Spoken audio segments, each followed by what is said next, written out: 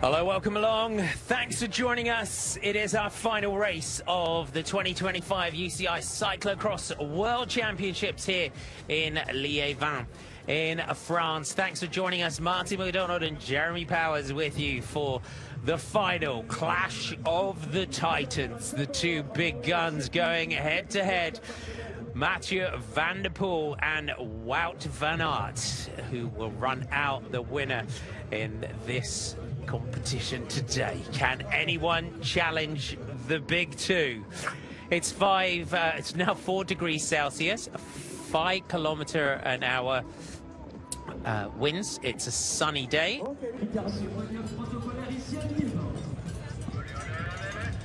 Mathieu van der Poel comes into these championships after a successful week last weekend.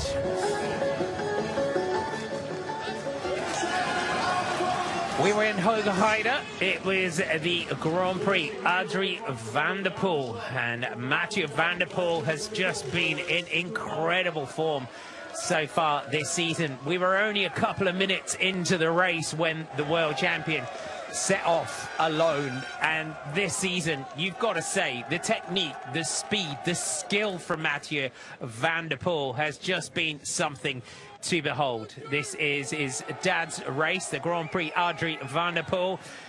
Entertained the crowd, was styling it up, and came through to take another victory in what has been a successful season in cyclocross. And the big question today is, can he equal the record of De Vlaeminck in today's UCI Cyclo-Cross World Championship?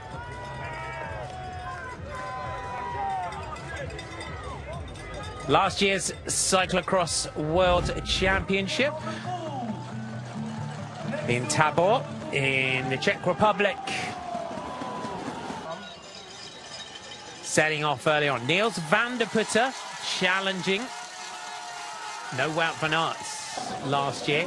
And Joris Nieuwenhuis, his fellow countryman, who had been having a breakthrough season. Huge crowds in Czechia for the World Championships last year. It was a 1-2 for the Netherlands as Van der Poel came in 37 seconds ahead of his fellow countryman, celebrating the bike that he has helped develop. Huge crowds that we have assembled for these final day of racing here in Liévin. If you haven't been with us so far today, we're 35,000 people we're estimating have bought tickets for today's racing.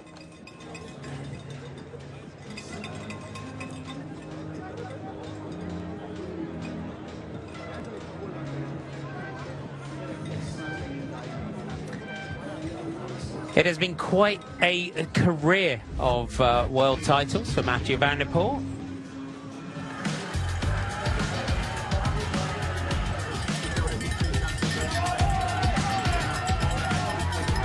Emotion breaks out. He's the world champion, Mathieu van der Poel.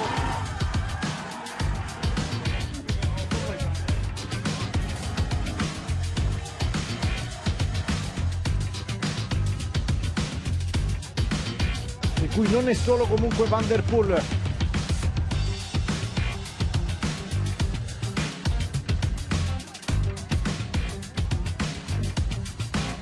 Off to celebrate, and it's a rainbow jersey for the Dutchman. Y salida, Van der Poel ya primero.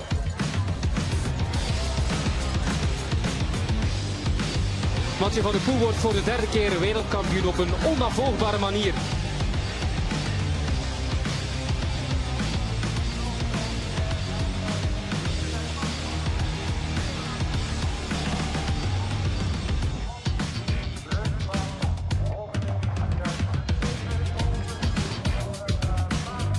Today he takes the 2021 UCI World Cyclo-Cross Championship. Et le trou est déjà fait, regardez derrière, il n'y a déjà plus personne.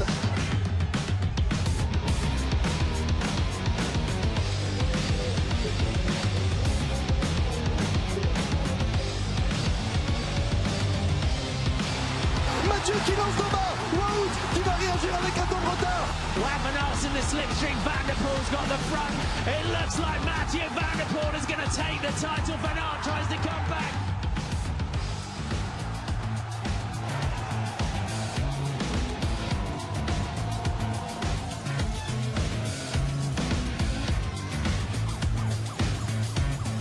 Ja, war der große Favorit, aber du musst es erst mal nach Hause bringen.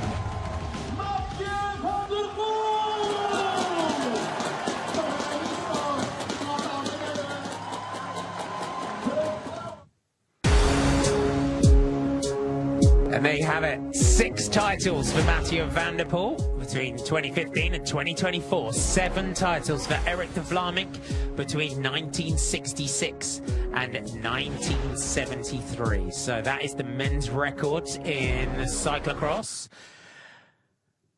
Marianne Vos in the women's pro game has won 8 titles in total. It is difficult to look beyond Mathieu van der Poel or Wout van Aert in these championships. We came into the week thinking that Mathieu van der Poel, especially after his win in Hoogerheide last week, would perhaps just romp to victory in these world championships. But there was one rider for which the draw of going head-to-head with his big rival was just a little bit too much. And for that, we have to thank Wout van Aert.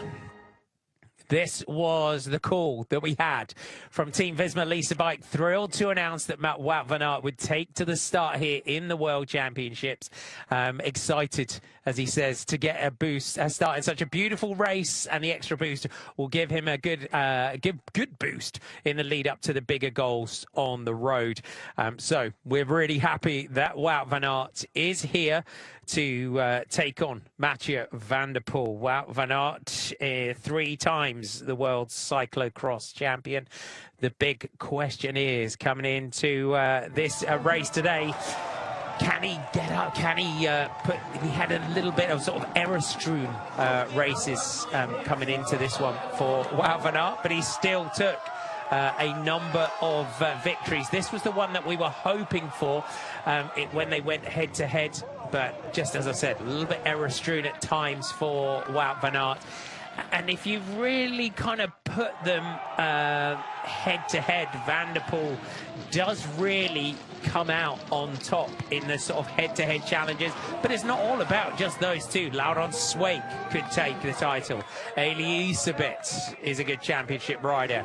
Can he take the title and spring a surprise for Belgium today? Thibaut Nace, the European champion, the young star, could he spring a surprise today? So it is not at all a 2-horse race in this World Elite Cyclocross Championship. Michael van Turenhout has often been the case in recent years. The overall classification, winning the World Cup, means the most absences of big names of Van Aert and Van der Poel in the season. That's what Michael van Turenhout has done so well this season, winning 2 of the first 3 rounds this season, when the 2 monsters of the discipline were still enjoying some rest after the road season.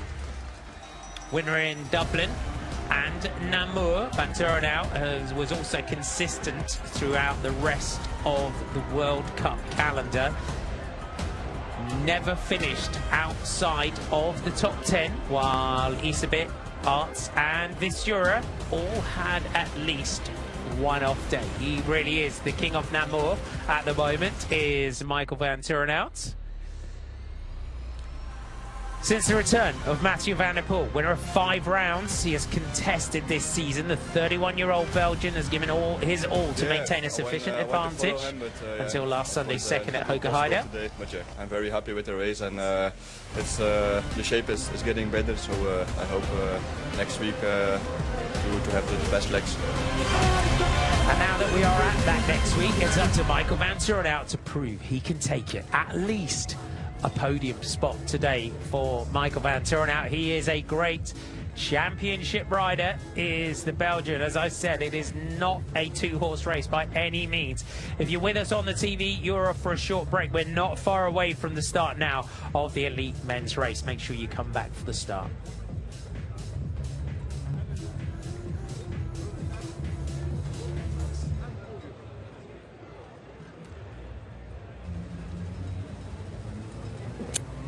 We're going to have a look back at the women's race from yesterday. So if you haven't yet watched it and you don't want any spoilers, you might want to look away now. But if you want a quick recap of what we had yesterday, it has been an absolute thriller of a weekend at these Cyclo-Cross World Championships. It was Fem van Empel wearing number 1 there, who was looking to do the hat-trick. Up against, though, the consistency of Lucinda Brand. And you've got to say the style and panache as well of Paises Blanca Vas of Hungary also came into the championships as a potential favourite. Amandine Fouquenet of France was the rider that got the whole shot through the first corner, but from really well into the first lap, it did really come down to a battle of the Dutch riders. Fem van Empel coming up to Paises. And then from there, Lucinda Brand would also make contact. It's a very slight uphill. It's about a 3% gradient up through the line. And Brand gradually riding her way back in. It was a perfect course for Lucinda Brand. It made 3 orange jerseys at the front. Blanca Vas did get close, but didn't make contact. Brand and Van Empel distancing Paises at the end of lap 3. They went into lap 4, and it really was a battle of the big favourites between the two of them. The whole race throughout the elite women's race, it swung backwards and forwards, corner to corner. The pit changes became absolute key, and they have throughout the weekend. Lucinda Brand didn't pit. She took off alone. These were the climbs, though, that Fem van Empel was just able to ride just those few meters further than her big rival. And on the final lap, coming back to her, little dab at the finish. There had been a bit of a coming together, coming in towards that final section of the course. Fem van Empel did the hat trick. And behind her, an emotional Lucinda Brand, who you've got to say put absolutely everything into that ride as well, comes in for the silver medal. And behind them, it would be Paises that took the bronze ahead of Inge van der Heijden, who took her best elite World Championship victory position in 4th place. Congratulations all round. The signing of the rainbow jerseys. Fem van Empel, the hat-trick of victories in the World Championship. It is warming up as the day goes on. We had temperatures overnight of about -3. It has changed the course considerably. And it is warming up as the day goes on.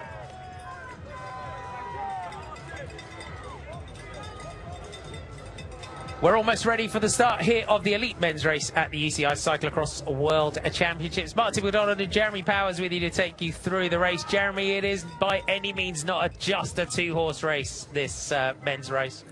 No, it definitely isn't. There's a lot of riders. Thanks, Marty, for this one, and it's going to be a very, very unique race. I think with the ever-changing conditions, the riders have a lot to look out for, and we have a lot to be excited for. This is where we are in France. We are in Liévin, here in northern France, Val de Suchet. We are in the Pas-de-Calais department and the Hauts-de-France region.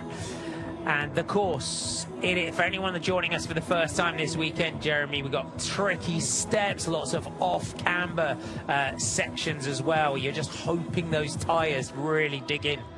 Yeah, right off the start, very straight, kind of all the way down the start-finish straight, asphalt by the big right-hander. Then you're going to be going down. You're going to start to see some of the bridges, some of the off-camber, some of the big hilly knolls, but all of the overnight frost and then the permafrost that comes after that, man, is very, very difficult for the riders to be able to navigate. With that sun hitting those and making it super greasy, it's definitely very challenging conditions. I expect a lot of bike changes today. Let's run you through your starters for the Netherlands. Mathieu van der Poel, Lars van der Haar, Pim Ronhaar, Joris Nieuwenhuis, Mace Hendricks, Ryan Kamp, Corny van Kessel, Michael van Turnhout, Elias a bit with Toon Aerts, Thibaut Nys, Laurent Sweeck. Wout van Aert is wearing 18. Felipe Orts from Spain, Kevin Kuhn, of course, from Switzerland, David Manoon, Clement Venturini, Josh Dubois from France, Scott Funston, Eric Brunner from the USA, Tyler Clark, Cody Scott, Thomas Mean, Cameron Mason from Great Britain. You got Hajiri Oda from Japan, Carl Eric Rosendahl. So how do you think as well, Jeremy, that the Belgians have got to approach this race today? Well, that's a good question. I think hearing a lot of the pre-race chats, and they have a press conference from the Belgian team as we see Ilya Istovic coming up. You know, they're talking about a start strategy because of Wout van Aert's start position in the World Cup. He's down in the 4th row.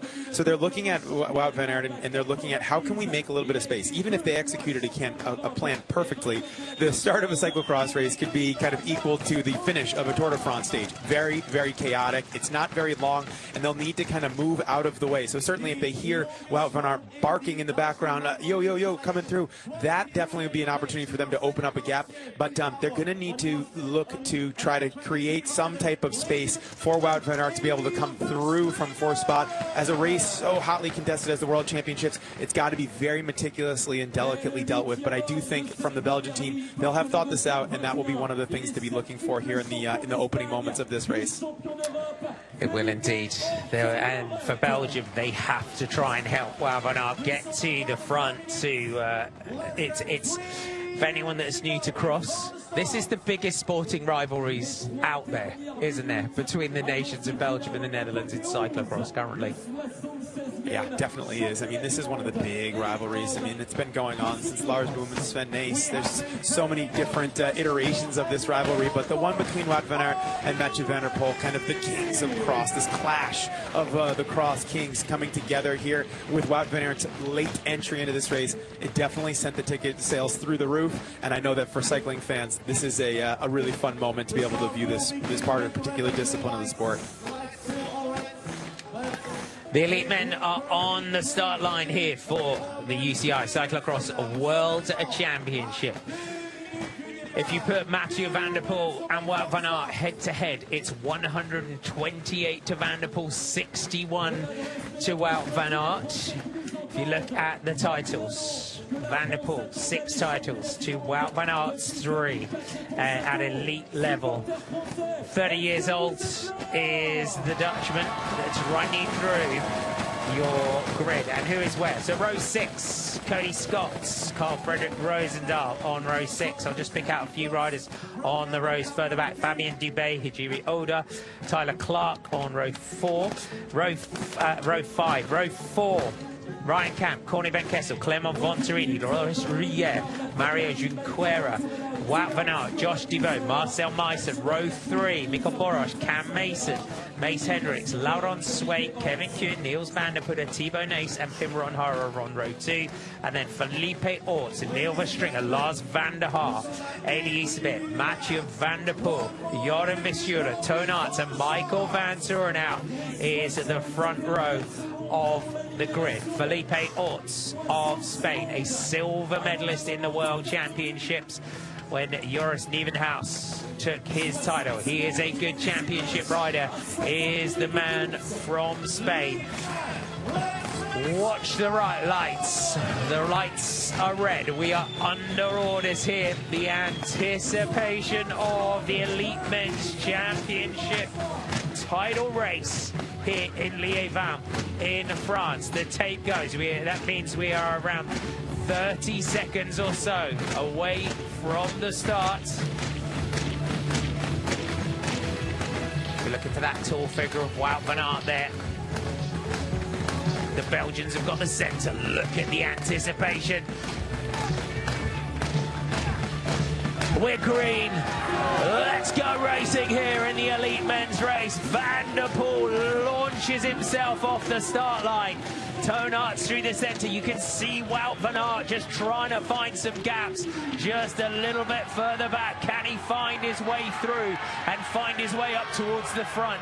It's Toon Aerts that leads into the field. Van der Poel's going to kick on early here for the Netherlands. You can see Jeremy, a battle by Van Aert. You can see that Red Bull helmet just trying to find his way through. Yeah, definitely. Right now, Wout van Aert's got his work cut out for him. He's got to try to shoot through these gaps. This is a long race, but he knows with Mathieu van der Poel already at the front, trying to stay out of harm's way. That's what Wout van Aert needs to do right now, right? He needs to stay out of trouble. As much as he wants to move up, he needs to be patient. All Thibaut Nace, issue for Thibaut Nace early on. So looking down through that field, Thibaut Nace having an issue. There's all the Belgian jerseys. Van der Poel is pressing on at the front. That was a shame for Thibaut. Felipe Orts is well up there. So just looking back down through that group, Van der Poel just looking to on this opening lap to see if he can open any gaps at all. Michael Van Torenhout is there, Laurent Swait, then Elie Sabit. We're looking for that jersey, the other blue jersey of Wout van Aert, who's trying to find his way through and back up towards the front. He's got his work cut out, and look how far back he is, Jeremy.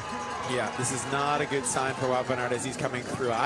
There he is now, running with the bike on this off-camber section, just right down back, almost all the way till the back. So this is going to be a lot of work here and a very, very competitive field to be able to come through. I know the fans are going to be pushing him on, but he does have a lot of work to do, and look for him to be able to come through as this race widens out and as these riders start to spread out, Marty. He'll be able to start to put some speed down, but you can see how slimy and gooey it is. You can see where the sun's hit it, but now it's got shade again. So this course kind of thawing and then coming back to frost again. It's very, very treacherous. Hearing from riders down on the ground and hearing from personnel out there, it is very tricky in treacherous conditions. Frozen ruts with mud on top. You can see the riders just brapping around these turns, doing everything that they can to keep the traction with some very low tire pressures from what I've been told. Wout van Aert back in 37th position here at the moment, trying to find his way through, but he's caught in traffic far back and at the front of the race. Mathieu van der Poel already putting the pressure on here on the group, and Van der Poel just holding 2 seconds here over Felipe Orts. He's looking to try and just put some distance between himself and the rest of the riders here on lap 1. Felipe Orts, one of the riders that we know, Marty, and we've talked about over the years, has so much technical skill in one finger. He is one of the riders that we always look to be able to jump the planks, to be able to ride that off camber, that tricky area. He's very, very gifted technically, and you can tell on a course like this where he's two-wheel drifting down at the bottom there that he's in a very good position to have a great ride today, the Spanish rider here on the right-hand side of your screen. Yes, you saw that two-wheel drift. We could do without the flares at the moment. The smoke doesn't quite mix with bike racing. I never quite understand that one. Just coming through, we'll see where Van Aert is still down in that traffic, but Mathieu van der Poel pressing on already. Look, he wants this 7th title, and you can see already on the opening lap the gap that he is opening over Michael Van Torenhout. The pressure is on Team Belgium here. The race for 2nd place, the same already here on the opening lap. There's Elie Sabit. Thibaut Nace is right with him. And the crowds, you can see, are 20 deep in spots around this course. And this has been a big target. He's never really sort of, in post-race interviews, said that this record of De Vlaeminck was something that he wanted to target. But he loves a big stat, Mathieu van der Poel. I think he does, yeah. I think he does love a big stat. He's a big, you know, he's a guy that doesn't, it's almost like the less he says, then the more it means, because he's not a big talker. You know, you have to ask him the questions, and he's really got to be in the right mindset to be able to go after those questions and go deep on them. Normally he'll answer with just a little bit, but I do think, I remember talking with the team managers of Alpecin de Koenig, and I think that once he heard about it and put it in his mind, I think that became something, but it wasn't something that he, you know, had up on the wall as like a big, massive career goal. But he is definitely now staring down, equaling that record of 7 World Championships titles that Eric De Vlaeminck, the Belgian, has held for a very long time, since the 60s, going into the early 70s, and now Mathieu van der Poel is looking to make history today by equaling that record. We're about half a lap in to the elite men's race here, and the gap from Mathieu van der Poel to the next chasers is 13 seconds. We'll keep an eye on where his big rival is. He's currently in 21st, 39 seconds down is Wout van Aert, trying to steadily pick his way through the field. So it's Mathieu van der Poel from Michael van Turenhout, Laurent Sweeck and Felipe Orts. So the Netherlands, Belgium and Spain are the nations up here as Orts just has a glance back across the track. Joris Nieuwenhuis currently in 5th. Elisabeth is 6th. Tonart 7th. Thibaut Naes is 8th. Emil Verstringer is 9th. Corne van Kessel 10th. Kevin Kuhn is 11th. Thomas Mean currently in 12th for Great Britain. Niels van der Putte 13th. Eric Brunner is 14th for the USA. Pim Ronhoff 15th for the Netherlands. Mikkel Boras, Lars van der Haar, Mace Hendrick, Scott Funston, Ryan Camp, Fabien Dubé, Clement Vontarini. Wout van Aert currently in 23rd position on this opening lap. 42 seconds is the gap from our leader back to Wout van Aert. Cameron Mason currently in 29th at 47 seconds. Just Van der Poel there, Jeremy, just having to dismount through that at the exit of that bank. Yeah, very tricky spot with a lot of shading and then a lot of heating up and then cooling back down. That area we've seen in the races have a lot of problems for riders as they come and try to navigate through. Van der Poel doing a good line, but choosing all of those ruts, which we haven't seen in the other races. We saw riders, not taking the ruts to carry them through. But in this race, we're seeing a lot of the riders choose those ruts to drag them down through the course and keep them on track. So let's see how it continues to evolve. At least Van der Poel goes down, a couple small slips, but totally expected given the speed that he's going around this track, and with the time that's probably lapsed since the last time he saw it, I would expect that he makes a couple of changes in this next round. But right now, navigating this super well on the first time through.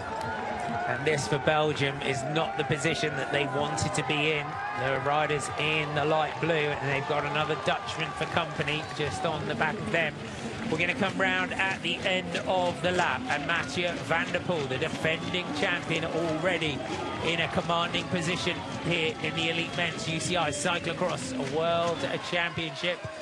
Belgium very much on the back foot. Joris Nieuwenhuis, just wrapped bank is again getting trickier as the day goes on. Sweeck, it is up to now. It looks like Michael van Turenhout and Laurent Sweeck to do the chase. Thibaut Naes in the background, and then round the corner comes Tonart, Elisabeth, and then Emil Verstringer.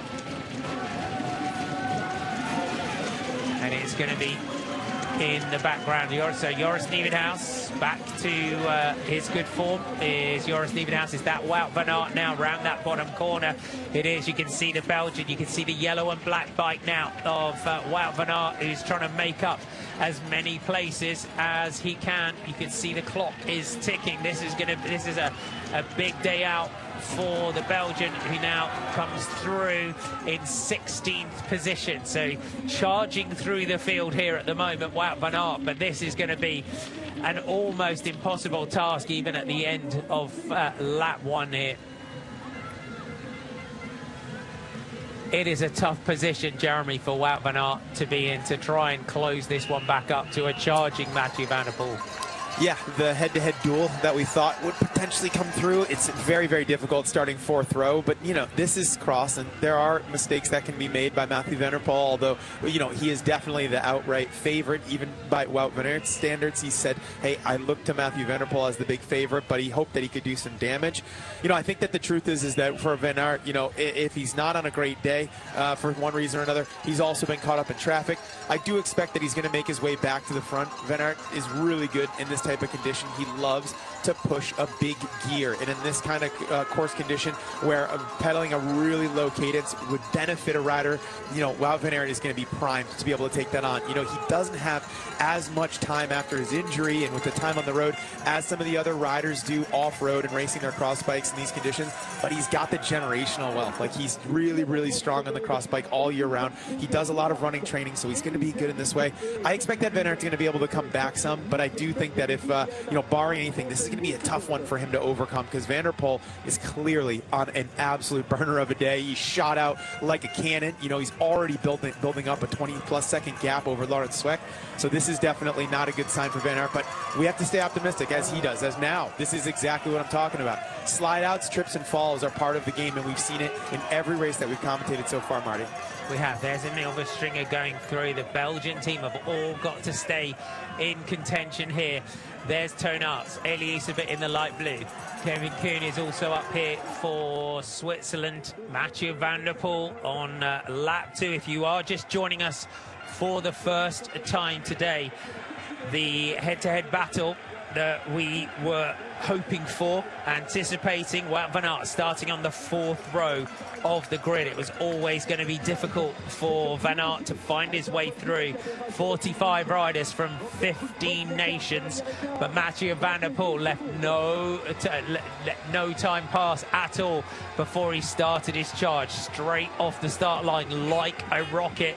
And what the Belgium team now have almost got to do here, Jeremy, they've got to pack the front. They've got to get themselves back up here, because this may be a day. You can see Wout van Aert, the shorts are ripped. He's clearly gone down as well in a crash. But they've got to work as a team here if they want to bring him back up towards the front. Yeah, well, I think you know, once you have a problem, it seems like something happened there that we didn't catch, and I don't know what that would have been. The cameras are everywhere, so I don't know where he would have gone down that we wouldn't have seen it. But you know, if he's got even if someone hooked him, or if he just fell onto his hip, who knows what the story was behind Van Aert and how he got that rip on his shorts. But he's clearly had a problem. You know, it's going to be about staying consistent. It's going to be about just keeping his head on straight and not worrying too much. Truthfully, for Van Aert, he's stronger than the rest by such a large margin. He won Dendermonde in different conditions, but still very slick and very nasty by a very large margin. He could easily, with 50 minutes remaining in this race, Marty, come to 2nd place and do a really strong charge. Van der Poel could have a sugar flat. You know, there's a lot that happens in a cross race over the course of an hour. It's intense, it's fast-paced, but he's already from almost all the way in the back up to 11th place. So you just have to stick around and watch and continue to kind of watch how he progresses throughout this one. What Belgium are going to be careful of is Joris Nieuwenhuis has basically parked the bus on the front of the chasing group now as well for the Netherlands, and they will work as a team for Joris Nieuwenhuis if he can just control this chasing group and then take off and take the silver.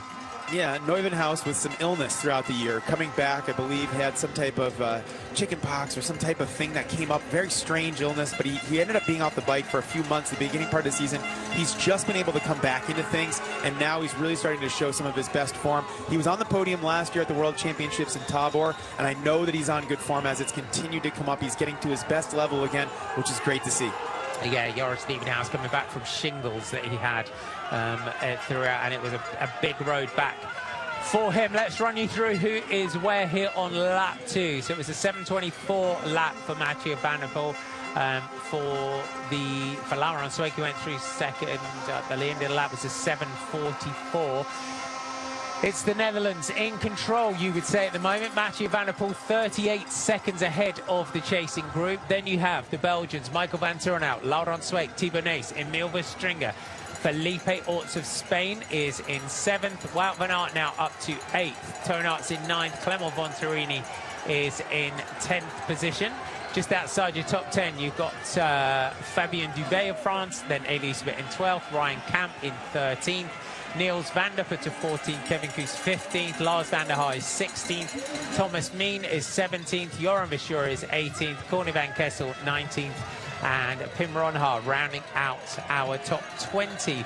Scott Funston in 22nd for the USA. Cameron Mason currently in 26th for Great Britain.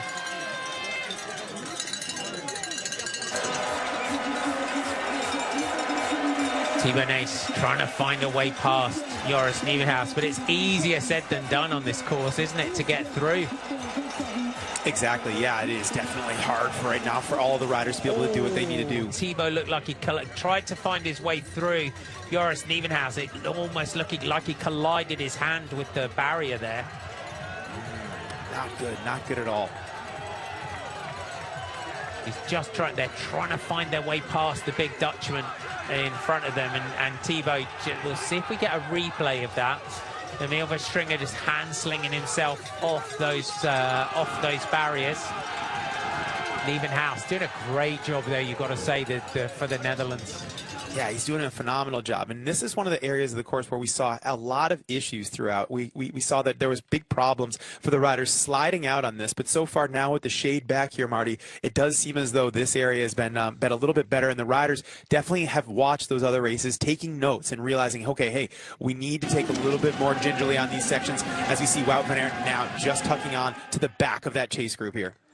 We are indeed. We're getting a glimpse of that as Mathieu van der Poel went through the line. 7:24, 7:41 was that lap time for Mathieu van der Poel. Wout van Aert just kicking the mud out of his pedals here. He's on the back foot, but we know what the Belgian is like when the red mist descends. You can see that rip in the shorts. Just can't get his feet in here, Jeremy. No, but we've seen this also on the other in the other races. We heard from Fem van Empel yesterday. Big problems. You see almost a little bit of a sitting up of the Belgian team. They're not going to drive the pace, right? They want to bring Wout van Aert to the front, so there's not a ton of excitement right now from the Belgians. There's a lot of them up there, and they're going to do what they can to slow down Joris Nieuwenhuis, which Nieuwenhuis is going to be fine with because it's going to let the gap from Van der Poel to continue to go out. So Wout van Aert, though, making this reconnection here to the front group. This is a big moment in the race.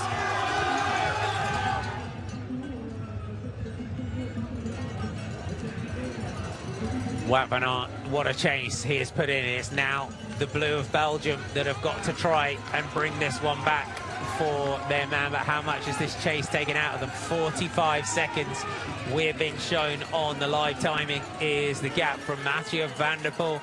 And the big part of this, Jeremy, is the fact that Van der Poel could just ride his own race, pick his own lines.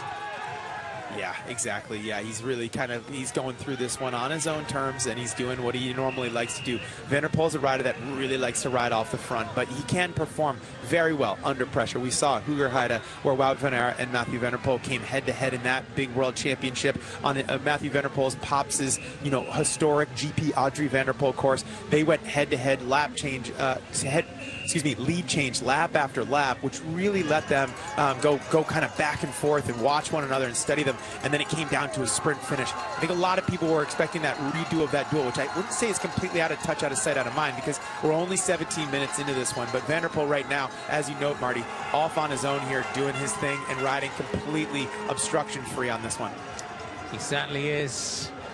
Our chasing group is one orange jersey amongst a sea of blue for Joris Nieuwenhuis, the chaser. 45 seconds is the gap from Mathieu van der Poel to this chasing group of Thibaut Nys, Michael van Turenhout, Wout van Aert, Joris Nieuwenhuis and Emil Verstringen.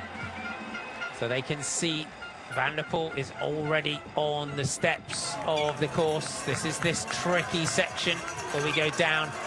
Got that hot dog turn at the end. There is a little berm that you can take if you take the high line. You've got to watch out on the low line that you don't slip out. So can the Belgians find a way to bring their big team leader back up towards the front of this race? Living a charmed life out in the front, though, is Mathieu van der Poel. Look at the size of the crowds that we have here in France, in Liévin, for the World Cyclo-Cross Championships, and the draw of Mathieu van der Poel and Wout van Aert, a big reason why so many tickets have been sold for what has been a brilliant World Cyclo-Cross Championships. It definitely has been. Yeah, right now, everybody trying to just get on terms with Van Aert now. Back solidly in this group. Laurens Sweck back there. Emil Verstringen coming just up behind him. Now Thibaut Nys leading this one out on this very tricky off-camber. Everyone having to kick themselves across. It doesn't look good, but that's the way you got to get the job done on this part of the course. We are indeed the roars of the crowd. Van Turenhout has to dismount. Nieuwenhuis doing a great job in the orange for the Netherlands. There's your race for second place. Nys, Van Turenhout, Nieuwenhuis, Van Aert and Sweek.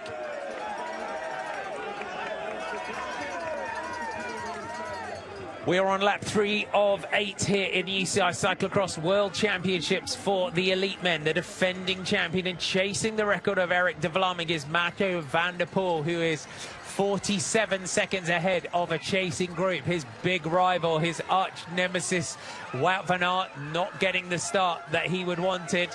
But he has made it up to this chasing group with his teammates, Thibaut Nys and Michael van Turenhout and Laurens Sweek. What can Team Belgium do to try and bring this one back towards the front. Mathieu van der Poel off the start line in usual lightning quick fashion, going clear on the first lap as Wout van Aert picked his way through the traffic. He has steadily built an advantage over this chasing group. Nieuwenhuis, former world under-23 champion. He was a silver medal behind his fellow countryman and teammate Mathieu van der Poel a year ago. Thibaut Nys here, one of the young superstars of the world of cyclocross, the European champion, another rider that can challenge for a medal here. 45 seconds. It is going to be tough. I don't think I've seen Mathieu van der Poel lose a lead like this without some big errors. It's going to be hard. Let's be honest. It's going to be very, very hard, I think, for Van der Poel to be able to, for Van der Poel to lose this lead that he has. I think he would really have to have a moment that we would not expect, and I think it would be very unlike Mathieu van der Poel to have this mistake happen where you give back so much time. We'd also need to see Van Aert pick a moment in this race, Marty, where he's going to push forward and really start to come out of this group and start to try to push on. I think he wanted to get to this place where there was a medal potential, and now he's in this spot. He needs to kind of recalibrate and then hit out from here to try to do that. And he's learning a little bit of the course too from these other riders, because he's really been kind of in, you know, a bit of shock and awe. He's been like, oh my gosh, I got to get there, I got to get there, I got to get there. Probably not paying attention too much to everything going on. But now that he's there, he's studying the other riders' lines, he's working with his teammates, and now from here he's going to be able to potentially. But yeah, only 20 minutes on the clock so far. Still a lot of racing to go, and I would not be surprised if we see Wout van Aert hit out here in the coming laps. Lap 3 of 8. There's a good shot there of Mathieu van der Poel as he drops into that rut, finds that high line, drops in. This is so steep into that rut, rides that one, just steps on the gas out of that, so you can see the technique, the power that Mathieu van der Poel rides these cyclocross courses in. You can see we've got an 8-lap race. We're on lap 3 of 8. Joris Nieuwenhuis of the Netherlands taking off from the chasing group behind. The pressure on Team Belgium coming into championships like this, though, is also enormous, isn't it? Yeah, it is. You know, the Belgians, they put a lot of pressure on themselves to perform. You know, the thorn in their side has been Mathieu van der Poel, especially in the elite men's side of things. But they've got, you know, so many riders that can deliver from Belgium, especially on the right day. I wouldn't even say today is out of the picture. Wout van Aert now with problems for Michael van Toornhout. But yeah, the Belgians, they definitely have a lot of expectation. They also have an insane amount of coverage on this sport. And the local press, media, all the Belgian national press, they are all over this, and they're out in full force. There are hundreds of journalists, I guarantee, from Belgium, especially with Wout van Aert racing this race. So the pressure definitely very high for the Belgian team. It is indeed. So Joris Nieuwenhuis did a great ride, a sort of ride that we have now come to expect from Joris Nieuwenhuis. Mathieu van der Poel goes through 23 minutes and 11 seconds of racing for our defending champion from the Netherlands, and he is leading from his fellow countryman Joris Nieuwenhuis by 40 seconds as Van der Poel starts lap 4 of 8. The big chase there from Wout van Aert. Thibaut Nys just looking back over the shoulder. Van Toornhout also looking back just to see where their teammate is. And for Wout, I mean, you kind of feel for him in a way as well, because now he makes his move, attacks down the right-hand side of the road. As you said, Jeremy, he had to pick his moment. He had to use his power and send that ride and the recovery to come back from where he was. He was down in 37th position in this field, was Wout van Aert. Now he starts to make his move. He's just had to take his time there to recover. Yeah, he did. There where he's looking at. I'm completely out of this, but you know, for a rider like Wout van Aert with the pedigree that he has, I don't expect that he was just going to give up. He come back to the front. He did some insane lap times to be able to do it, and he's come back to the front, and now he's attacking. So if we look at the lap time, so his first lap was an 8:09. He was caught up in rush hour traffic behind Wout van Aert. 7:44, 7:46 were the lap times for the Belgian there in the light blue, wearing number 18, Mathieu van der Poel. 7:24, 7:41 and 7:50. The current gap is 46 seconds. Nievenhuis goes into the pits for a bike change. He initially there, Jeremy, was able to go with Wout van Aert when he attacked, but van Aert not choosing to pit that time. No, Van Aert knowing, hey, I'm going to keep my rhythm, I'm going to keep my momentum, maybe looking at going into that other pit. Maybe he doesn't need a bike. You know, this is a moment that he's chosen. He says, I want to try to do something here. You can see everybody kind of a little bit flustered behind, trying to get on terms with the speed that Wout van Aert has brought to this group and the acceleration that he brought to the front. So whether it was a cold, stone cold attack, or it was just a, you know, hey, I'm going to lift the pace a little bit here, probably the latter, and that's just going to be enough, because everybody at this 25-minute mark is going to be kind of on the limit. Joris Nieuwenhuis, though, not really, not on the same page as Wout van Aert, says, I'm gonna jump right in your wheel and I'm gonna try to close this down and keep it back. Joris Nieuwenhuis looking very, very strong, and we know from his riding style he can deliver on a championship day as well. He rolls a big gear as well. He's a real powerhouse, is Joris Nieuwenhuis. Back to our leader. Lap 4 of 8 for Mathieu van der Poel. 46 seconds is the gap. It's holding around that sort of 40, 45, 46 seconds at the moment. So that chasing group, they are holding it. For anyone that's tuning in that's new to cyclocross and maybe used to watching the road and bringing road gaps back, it's just not the same kind of thing, isn't it? Because 45 seconds, it may not seem an awful lot, and that we're used to on the road watching those gaps steadily come back. We can't, even though we've got the team of Belgium, it's very difficult to put a whole team on the front and try and go all team time trial on it. Yeah, no, for sure. I think they can. I mean, this is a very much an individual sport in that regard, Marty. You know, it's not going to be like, hey, you know, can you break the wind for me on this? As Michael Van Torenhout has a small slip out there at the top of the stairs. It's very much you're on your own, and on a course like this, not only are you on your own, you're fighting against yourself, right? Can I hit this section again?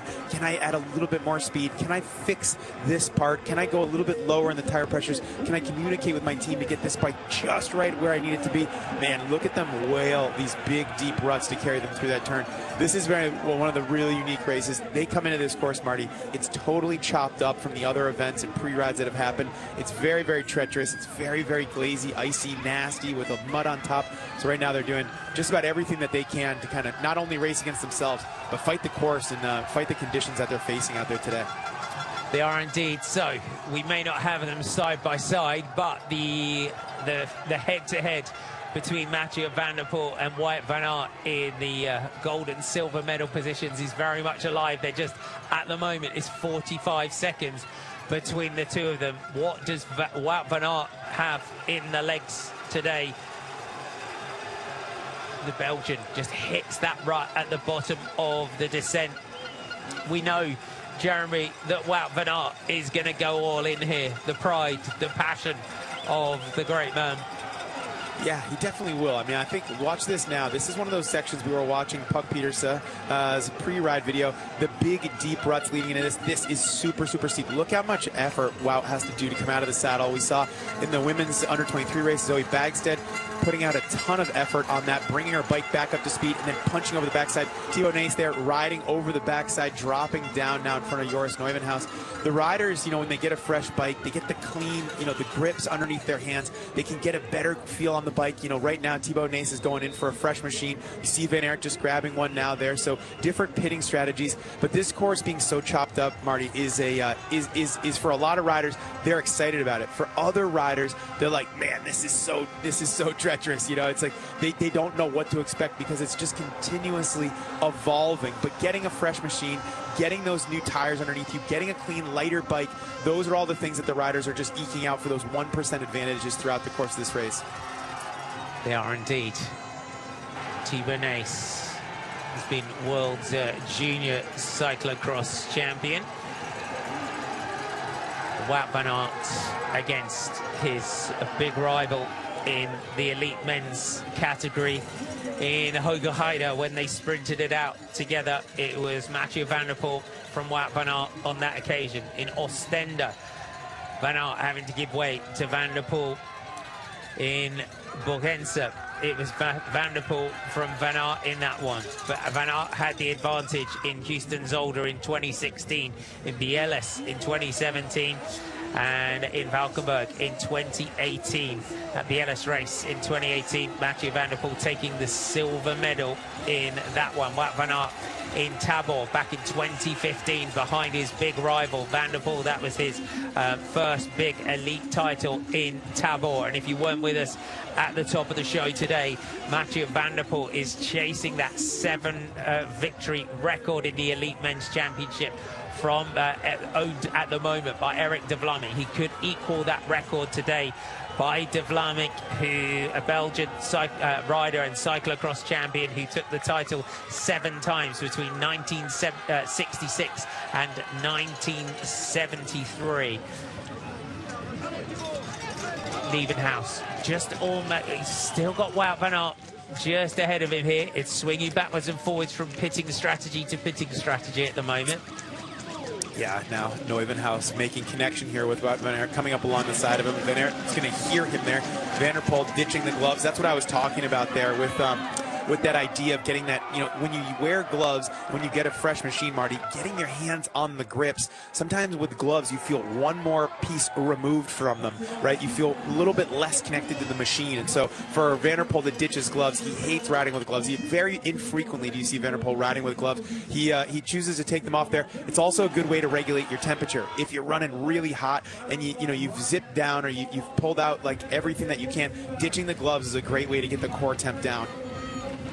There's that feel, isn't there, on the brake levers as a cross rider? You know, it's the sort of dexterity, is the want of a better word, in terms of how the bike flows and feels completely. It is completely different, even with the thinnest gloves.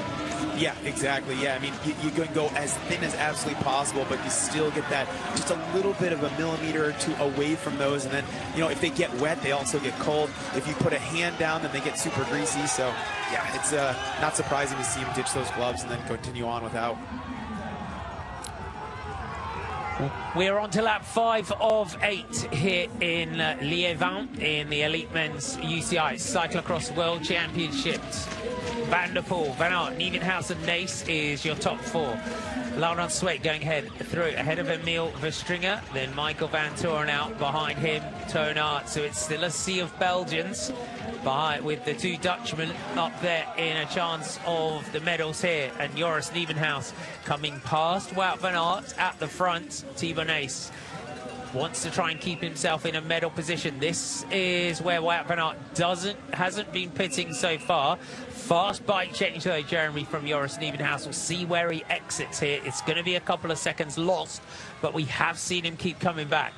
Yeah, this is a big ride for Nieuwenhuis. I want to just say, like, after being out with illness, I mean, to be just sitting on the couch literally while the other riders were out training and racing all year, you know, didn't have the ability to build a real base for him. You know, some of the team advisors, I think it was Richard Gronendahl that's working with the new Ridley factory team, was saying he's just not going to be back until he's ready, meaning that he's going to fully recover. I believe he tried to get back on the bike and it didn't work out. He's had a really cruddy season in this regard, and so and illness is part of the game.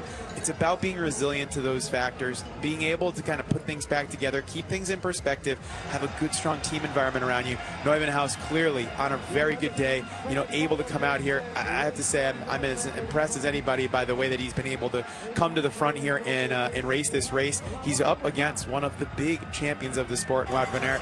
We know that Nieuwenhuis did a lot of years in the World Tour, doing a lot of bigger stage races, and now he comes back full-time to cyclocross just a couple of years ago, riding for Sven Nace's team. This year, switching over to the Ridley factory team. It's been a great program. We've seen a lot of great rides out of the team, but this is a huge ride for Nieuwenhuis now, and coming right back onto the rear wheel of Wout van Aert. After Van Aert goes in for the pits, I expect them to connect back. Joris Nieuwenhuis, great career and in the World Championships. 2018 he was silver medalist at under 23s. 2017 he took the title. Last year's silver medal behind his fellow countryman here. As Jeremy said, he went off the draw of the road too much, but he came home to cyclocross and has focused on cyclocross now. The gap, we're seeing is 55 seconds between Mathieu van der Poel and Wout van Aert. Wout van Aert managing to hold him around that 46-second mark for quite a while. He is on his own. He has managed to distance Joris Nieuwenhuis, but not by a huge amount. There's the Dutchman just coming into view. Let's run you through who is where. So Mathieu van der Poel for the Netherlands leading. Great lap that time. So he's done a 7:39 lap. So was 5 seconds quicker than Wout van Aert on that last lap. Joris Nieuwenhuis in third, did a 7:43. Thibaut Nys here in fourth. Then it's Laurent Sweeck in fifth. Emil Verstringer in sixth. Nike van Torenhout in seventh. Toon Aerts is in eighth. We've got Joran Visura in ninth. Lars van der Haar now up to 10th place. Our first Frenchman is Clement Venturini in 11th. Felipe Orts of Spain is in 12th. Niels van der Putte is in 13th. Brian Camp, Fabien Dubé, Elie Iserbyt, Martin Gros-Lambert is 17th. Kevin Kuhn, Thomas Mean and Cam Mason round out our top 20. So the two Brits together in 19th and 20th position. Currently, Mikkel Boris currently 21st for Czechia. Scott Funston from the USA is in 22nd. Joli Bertolini is 23rd for Italy. Pim Ronhaar currently down in 25th position. We have Marcel Meissen in 30th. Tyler Clark 38th for Canada.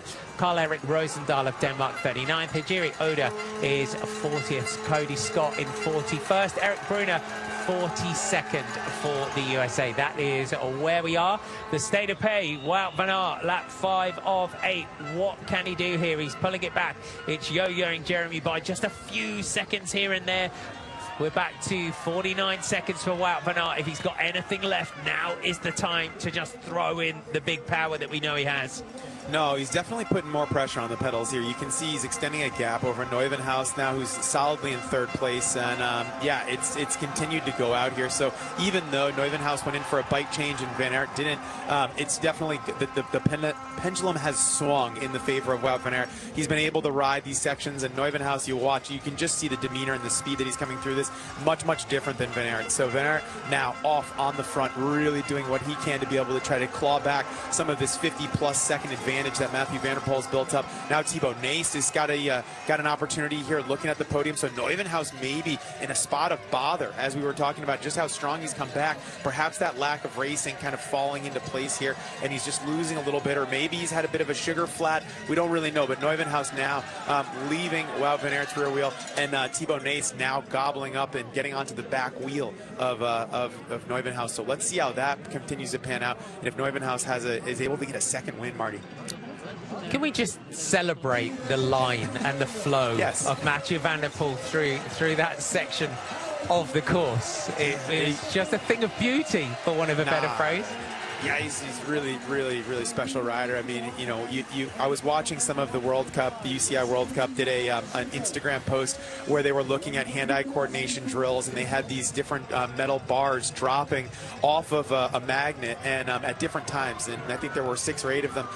All of the riders that did it before him did not get many of them. Van der Poel kind of seemingly just come off out of the booth, looked at the task that was being asked of him as Van Aert has a little bit of trouble there, and grabs every single one of them and hands them back to him. And this is some of the stuff, like the Michael Jordan-esque nature of Mathieu van der Poel, that I sometimes think that we aren't able to capitalize and like really talk about with the superlatives. But when you see something with just such raw, innate talent, and you see a rider like van der Poel, you do realize that you're kind of among one of the greats. And that type of exercise, to me, it says a lot about how Mathieu van der Poel kind of wakes up each morning. He just was given a really great set of skills. You know, he's got a great pedigree of his family, and yeah, he's a very talented and gifted bike rider.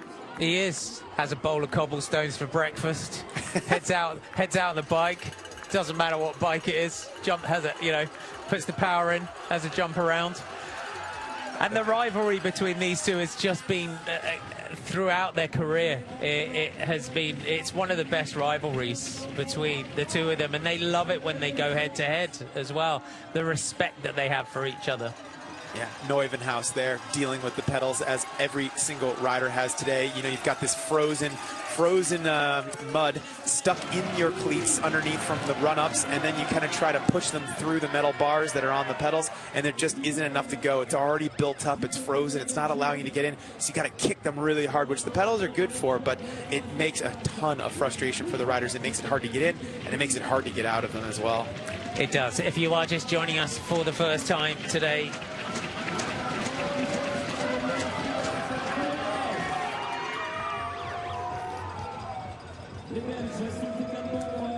our story of the day, Mathieu van der Poel, front row start. Wout van Aert having to come from a fourth row start. It looked like he did have a crash out of camera shot.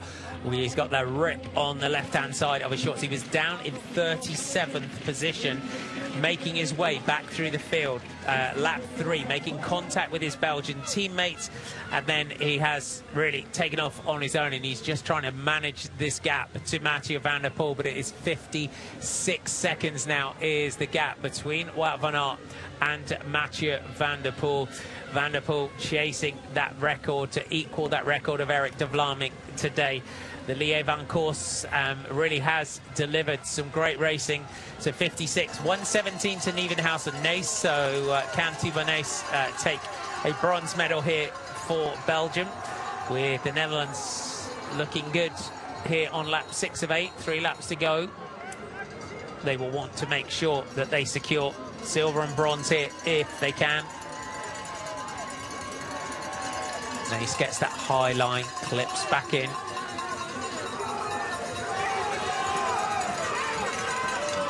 Thibaut was world junior champion, world under 23 champion. Thibaut's chasing his first elite medal here as well, Jeremy. That's also worth pointing out, that this is also a big moment for the 22-year-old Belgian.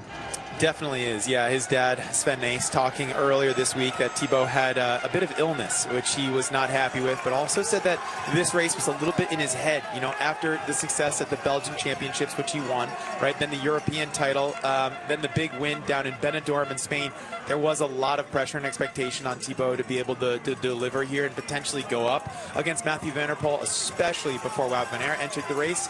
That pressure, it sounded like from what Sven was saying, these are not my words, that it was getting to him a little bit, and that he needed to sort of feel the race and get into it, and then he was going to be able to come into his own.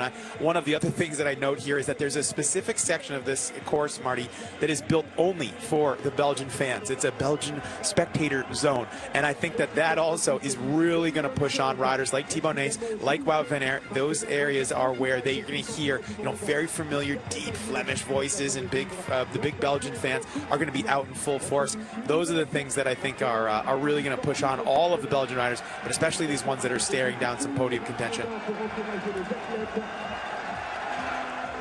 Listen to the crowd.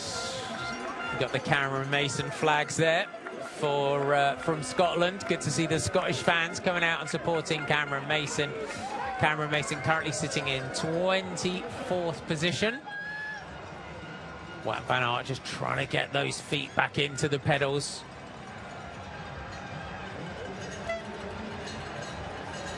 We're on lap 6 of 8 here in the Elite Men's World Cyclo-Cross Championship race. And Mathieu van der Poel leading Wout van Aert. The gap is currently 1 minute and 2 seconds. Wout van Aert having to battle his way back through the field. And the gap is starting to steadily go out. Joris Nieuwenhuis and Thibaut Nace are locked in a battle for the bronze medal. It is all Belgium and the Netherlands in the top 10 here today, with Emil Verstringer in 5th, Laurens Sweeck in 6th, Toon Aerts in 7th, Michael van Turenhout is 8th, Lars van der Haar now up to 9th for the Netherlands, and Joran Visura is 10th. Elie Iserbyt just outside the top 10 in 11th spot. Ryan Kamp, Fabien Dubé, Clement Venturini, so Dubé and Venturini, the two Frenchmen, are 14th and 15th. Van der Putte, Kuhn, Ron Haar, Thomas Mean of Great Britain, 19th, Scott Funston of the USA rounding out the top 20 as Thibaut Nace just starts to make a move there, Jeremy, over Joris Nieuwenhuis.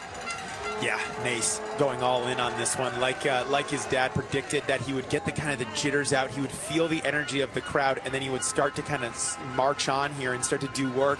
He's definitely got the pedigree. He's got the legs. This is his last race of this season. So the European champion, the Belgian champion, will actually kind of hang the bike up, and I believe they said that he's going to be going skiing tomorrow. He's off to do a skiing trip to kind of recalibrate before he heads into his road season, where he'll do that with Little Trek and get things going. So there's a lot to come for Thibaut. There's big expectations. Even talk about him racing in the Tour de France this year as he comes in for a bike exchange now, giving back a little bit of time to Neuvenhaus. That's always tricky, isn't it, when you come into the pits where you're so close in the pit lane?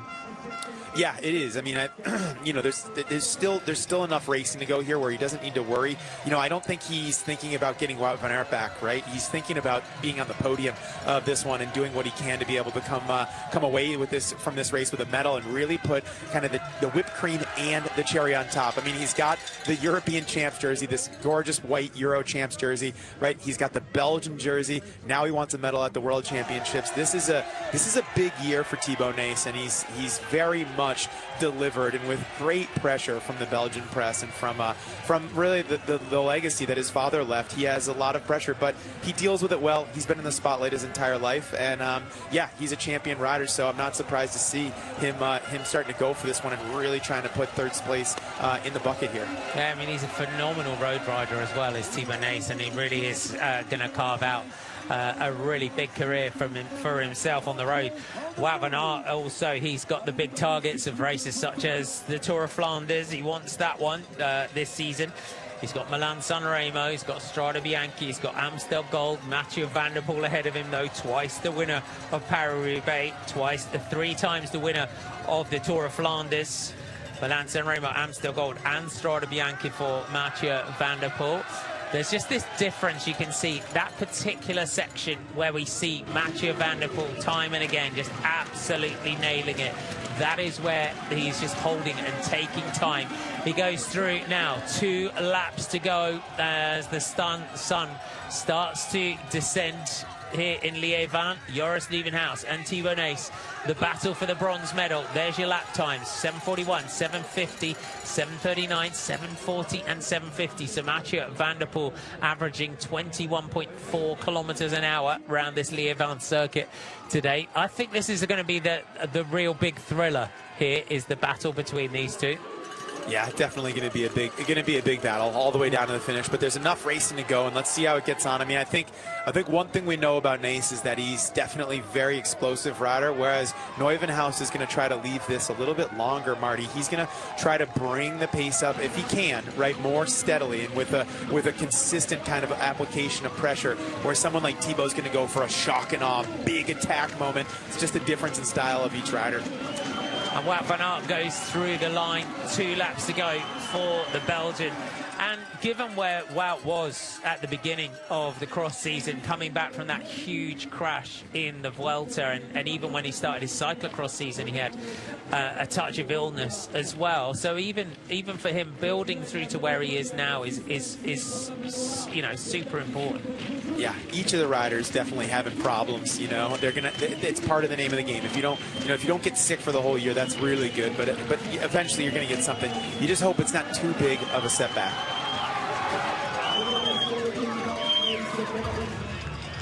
Through the line so far, we've had Mathieu van der Poel, a 7:50 lap on that occasion for Mathieu van der Poel, 6 seconds ahead of Wout van Aert, and then Thibaut Nace and Joris Nieuwenhuis just trading blows here in the battle for bronze.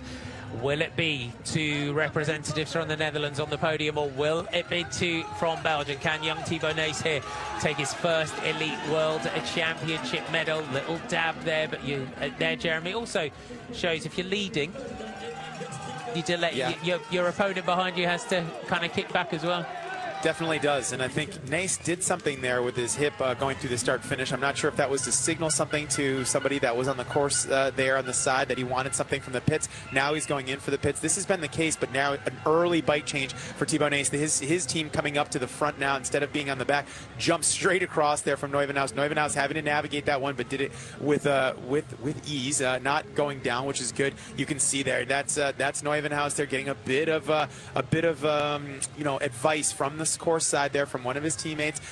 Do not give up, stick on the wheel. You know, these two have not raced at the front of a race a ton. That's one thing that I was thinking about as this battle has developed, right? They know each other from being on the same team last year, but head-to-head at a World Championship, this isn't a position that either of them have been in. Nace has not been in this role in the past, whereas Neuvenhaus has found himself in this position a handful of times. So this is definitely a bit of a different role, but they know each other, but not under these circumstances. And so watch Neuvenhaus study Thibaut Nace just a little bit as they continue to go around this track. This is the first time that he's going to be watching his lines and seeing if there's anything that he might be able to eke out and use as part of his formula. Thibaut Nace leading out for Joris Nieuwenhuis. We are 2 laps to go here in the Elite Men's World Championship Cyclo-Cross title race. If you are just joining us for the first time, it is 1 minute and 3 from Mathieu van der Poel to Wout van Aert. Van der Poel, the front row of the grid for the defending champion. Wout van Aert found himself down in 37th position. It took him to lap 3 before he made contact with his Belgian teammates and then launched his move to try and go clear and chase. At times he did hold that gap around the sort of 45, 46 second mark for quite a while, but the lap times at the head of the race from Mathieu van der Poel have been kind of metronomic, you would say, in the way he has approached this Liévin course. But we estimate 35,000 spectators are here in France today in Liévin to enjoy these World Championships, and the crowds have been phenomenal throughout these championships, Jeremy. Yeah, no, they're estimating 35,000, as you noted. That's nothing to sneeze at. I remember doing the World Championships in Hoogerheide in Belgium, and I think that they had said that there were 80,000 people there, which is, yeah, you couldn't even move on the track. 35,000 on this one it looks like there's more. I mean, that's what they're saying the ticket sales were. Who knows? Maybe they're jumping the fences. We don't know. But there are a lot of people out there, and I know that for the riders, they're going to be hearing just this echo chamber of cheering and fans that are out there, and it's going to be a lot. It's going to continue to push them on. But look at this now. Big gap here coming from Thibaut Nace now, putting himself solidly into 3rd spot, Marty. He is indeed. Thibaut Nace attacking the Belgian national champion. Thibaut Nace, the winner of the World Cup in Benidorm, the European champion this season, 22 years old, from Bâle in Belgium. Mathieu van der Poel is in control here in these World Championships. He just did not want any opportunity. He had to capitalize on Wout van Aert's 4th row start, and that's what he's done.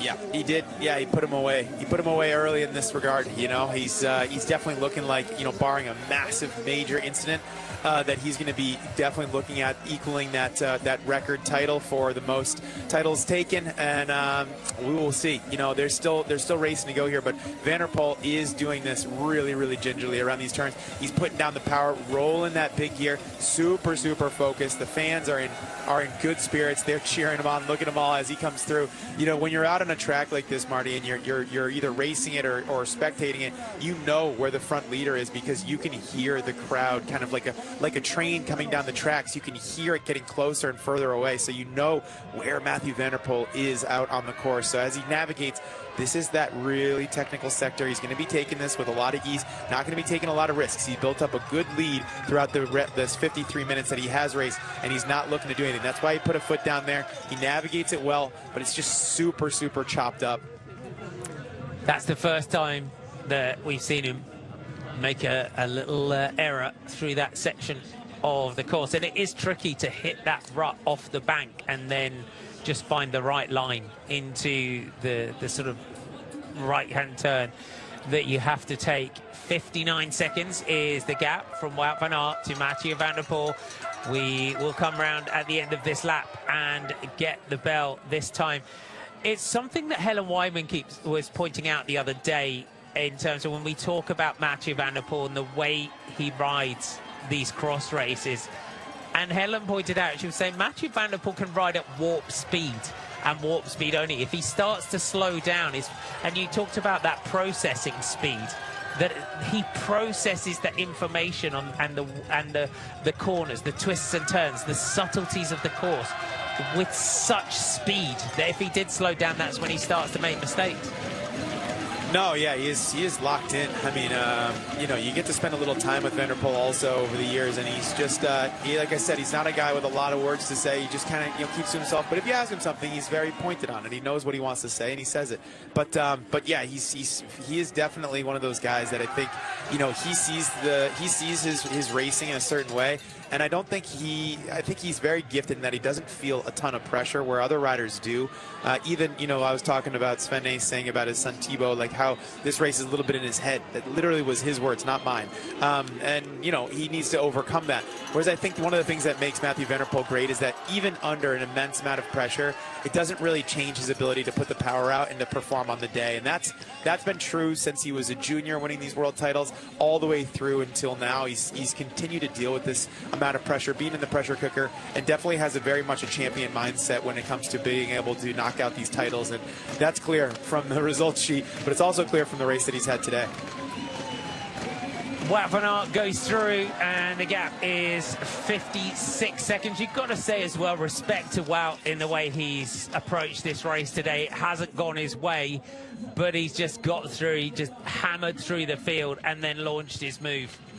I weirdly think that he'll be all right with this. I mean, yeah, okay, there was a chance for a locking of horns for a real duel, but even when he's come back to his best, he's still lost time to Van der Poel on the lap times. Yeah, he put in some scorchers, but Van der Poel has stayed consistently strong and continued to build his lead over Van Aert throughout the race. So, yes, but I think that while we'll look at this and realize in retrospect, like, you know, one of the best one-day racers ever, you know, in Mathieu van der Poel, and one of the best crossers. You know, this is maybe second place would have been the best already. Of course, as commentators, as fans, we would have loved to have seen them come together. But he's still ridden a really good race, and he come from really far back. So yeah, despite all of that, he showed a lot of resilience and a lot of strength in being able to come back to a very, very strong and firm second spot. It was, and as we said earlier on, Wout van Aert coming back from that big crash on stage 16 of the Vuelta a España last year, where he had a major injury to his right knee and has gone through a lot of rehab to get back to this position.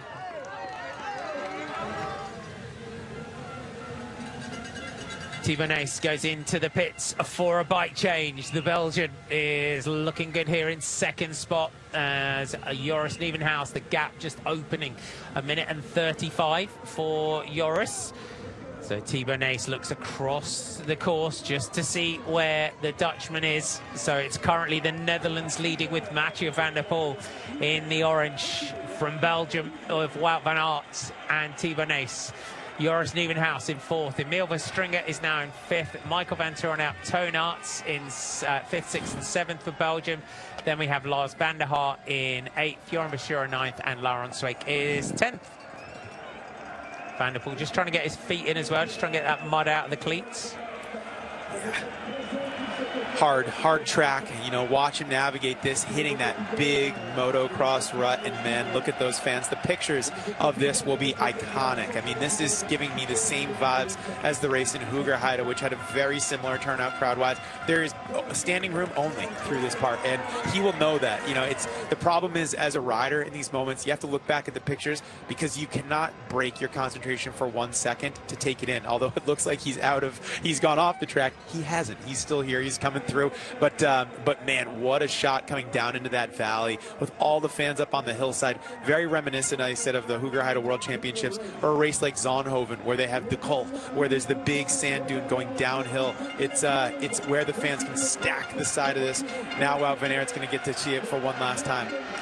Is indeed. Wout van Aert drops into a huge roar from the crowd. As we said, Mathieu van der Poel is chasing this to equal Eric de Vlaming's record of 7 World Cyclo-Cross titles. Marianne Vos, of course, in the women's game has had 8 world titles to her credit.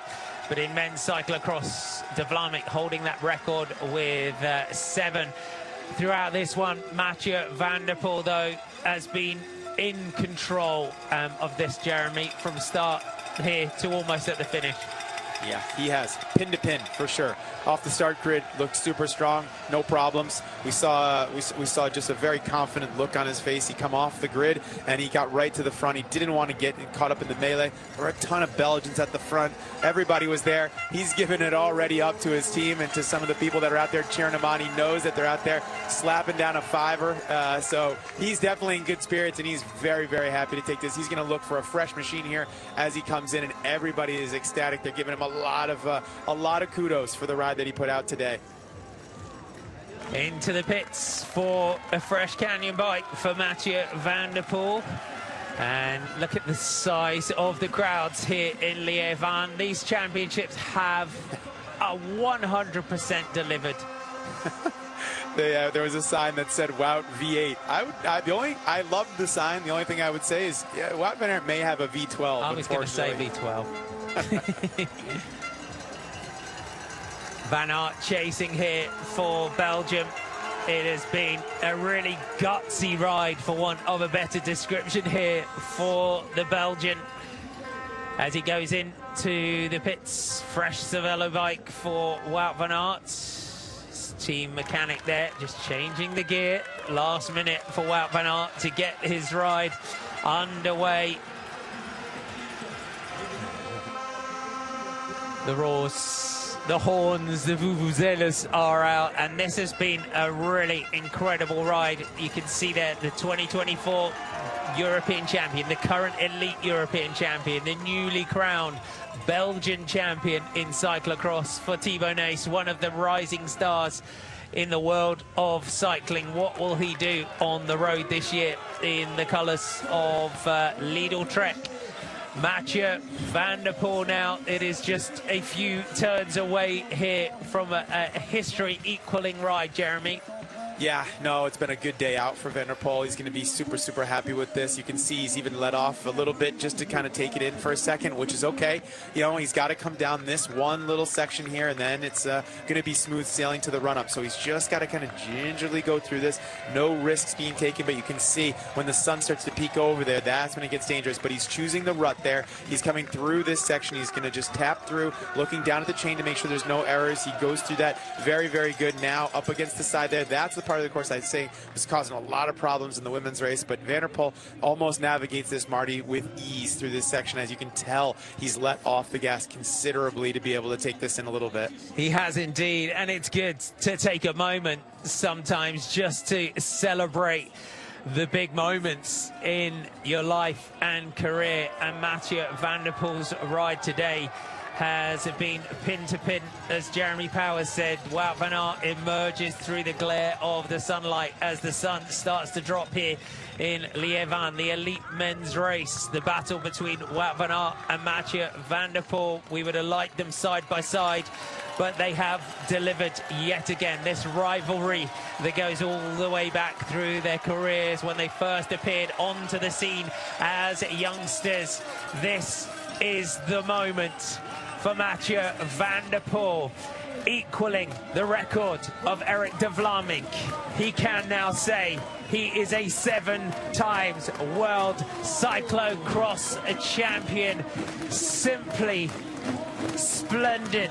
The king is here. Mathieu van der Poel, the Wizard of Cross, takes 7 world titles.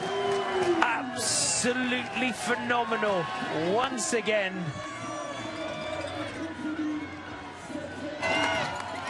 What a ride from Mathieu van der Poel. The rainbow jersey, the gold medal for the 7th time in his career.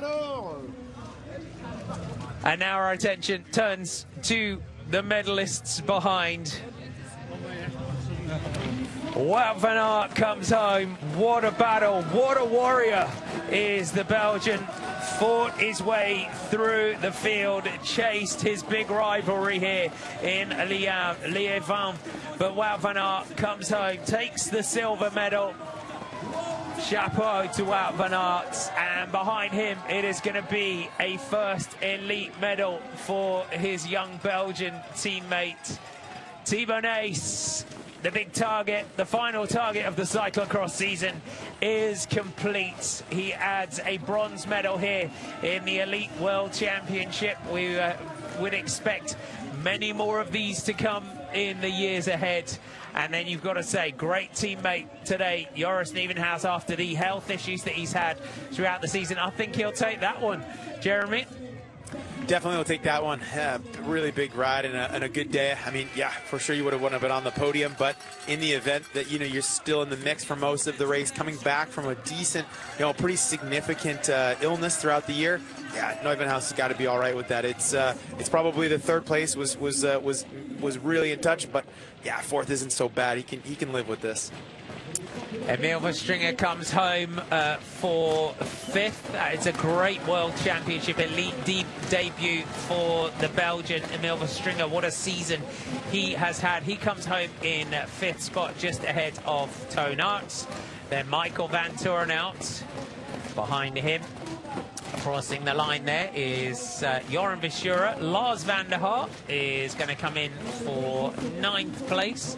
And then it is going to be Laurent Sweeck who rounds out the top 10 for Belgium.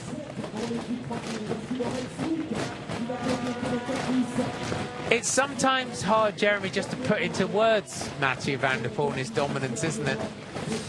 It is, but I mean, I think that people have at least grown to this fact that, like, you know, it's one of those things that we see a big sprint finish here coming Felipe, or it's now down the line with, it looks like Ryan Camp potentially. It is. Felipe Orts just has to give way there to Ryan Camp in that sprint. So 11th for Ryan Camp. Felipe Orts takes up. Here's Mathieu. You gave it a go, and the race looked decided.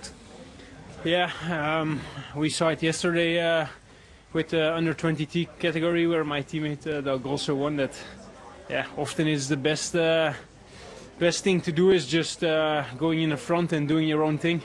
Especially on this course, it was super tricky and a lot of problems to get in the pedals as well. So if you're in a group, it's even more annoying.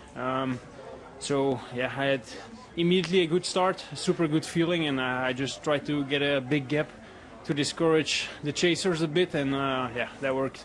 Was it easier to get a good start because of the slight slope at the start and finish zone? Not really, of course. Yeah, I was immediately yeah, fast a few first meters, but then Toon Aerts passed me. But I just, yeah, I knew the places where I had to be in front to do my own thing, and yeah, of course, if you immediately have a nice gap, it gives wings for the rest of the race. And yeah, basically from then on, it was just, I was really scared for a puncture or a mechanical. You did flat tire in lap 3. Where exactly? Yeah, immediately after the first post. So it was quite long. I had to ride with the front tire that was flat, so it cost me quite some energy. And then I immediately also asked to put the tires a bit higher in pressure, just to be sure. And yeah, from then on I was just really careful. What does it mean to you to equalize 7 times world champion Erik de Vlaming? Yeah, a lot. I mean, it's history. It's a record that was standing already for a long time. And yeah, when you start racing in elite category, you hope to be it once, of course, but you never imagine to be 7 times world champion. So also for me, it's still something special. You can beat it next year in Holland. We will see. I first gonna enjoy this one. Enjoy it. Thank you so much, 7 times world champion Mathieu van der Poel. And you have to enjoy these moments, don't you, Jeremy? I mean, it's important to make history. It's stood since 1973 was the last De Vlaming world title. Yeah. Yeah, I mean, I think for Van der Poel, he's in the prime of his career. Like, I don't know, I see him now so much differently than I saw him back in the day. Like, the panache and the style and the ease with everything, I think he's in a really good place, man. He's just kind of riding the best races that he can. He's taking it as it comes. You win some, you lose some. Like, even if you're Mathieu van der Poel, right, he wanted to do well at the Olympics in Paris, didn't have the race he wanted to have, right? Like, you know, you go to the classics, it doesn't work out. He can deliver, but every dog's got their day, and I feel like Van der Poel has done so much already during his career that he's just got a really chilled demeanor now, and he's able to come into these races and not feel the same pressure to perform. Like you said, for any rider to take 1 title would be absolutely life-changing. He's taken 7. It has been phenomenal. And what a season for this young guy. We've watched him since he was a youngster riding around a made-up course around the car park. Yeah, for sure. Thibaut, one of the best guys out there too. Such a nice and personable guy, real extrovert. Like I remember getting to meet him and spend some time with him doing a game of bike with him when I was with the Global Cycling Network for YouTube. It's still out there. I'm grunting. He's kind of easily going through these sectors, but it was a lot of fun. And his skill, Marty, is second to none. Him and Felipe Ortiz would have a ball out riding some technical stuff. Yeah, I'd love to see that actually, a head-to-head between Thibaut and Felipe in terms of some skills. That would be something to behold. I remember that. It's a really fun video that you did. And, yeah. I remember the two of them racing head-to-head at the European Championship, and you know, Thibaut kind of coaching him along a bit, which was really fun. And I think you know, because Thibaut definitely was stronger, but Ortiz was on an absolute burner, and it was down in Spain where Ortiz is from. And yeah, I mean, you got to see a little bit of them going head-to-head, which was fun. It was indeed, and the spectators just added to the spectacle. A big shout out to all our various nations of spectators that have just made this championship really special. Yeah, no doubt. They were out there on point, as you see the flags there. So let's get a little bit of a slow-mo here of Mathieu van der Poel. Just coming in, high fives all round for the crowd for Mathieu van der Poel, who says he wants a world title on the mountain bike. Still chasing that dream of Olympic gold on the mountain bike as well. He can now call himself the greatest with 7 world titles, equaling De Vlaming. Very different eras of cyclocross, though, Jeremy, as well. Yeah, for sure. Yeah, I mean, it's hard to draw comparisons, you know, Pogacar versus Merckx, you know, it's like these things are super hard. I didn't see that salute from Van Aert there, hat off, but yeah, you know, another rider with, you know, great results and a lot of history in the sport. I think Van Aert really is looking for that big classics win here this coming year. He wants to do this. You know, you feel like Van Aert has like unfinished business with a handful of races that he's got to do before it becomes too late for him. So he's got the timers ticking, but he's definitely, like last year at the Vuelta, seeing Van Aert back at his best. You know, it tells me just how much is to come for him. Your top 10 looks like this. Mathieu van der Poel is your world champion for the 7th time. Wout van Aert takes silver. Thibaut Nace takes third. Joris Nieuwenhuis, Mr. Stringer, Arts, Van Torenhout, Monsieur, Van der Haar, and Swake, your top 10. Pick out some other riders. So Ryan Camp edging out Felipe Ortiz, Eli Isabet 13th, Thomas Mean in 18th, Scott Funston in 19th for the USA.